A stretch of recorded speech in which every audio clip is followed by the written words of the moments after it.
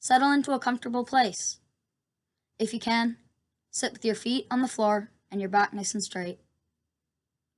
You can imagine you have a string attached to the top of your head and it is gently being pulled up to the sky. Place your hands on your desk, or if you like, on your knees. If it's comfortable for you, you can close your eyes.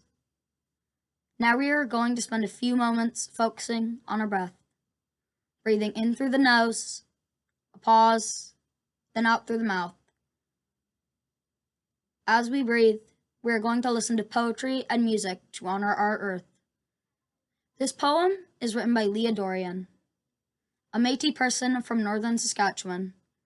This music is performed by David Miracle from the Mohawk Nation.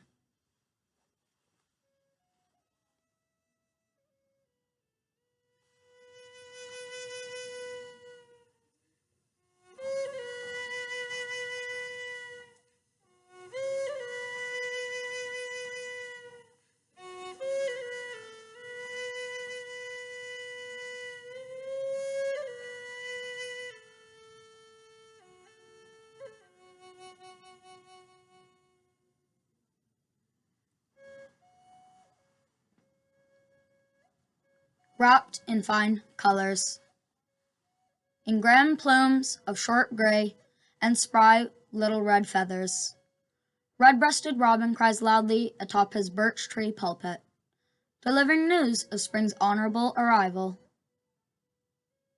In regalia colors, a fuzzy yellow bumblebee ambassador, dressed in his best, busily buzzes en route to new summer flower treaty.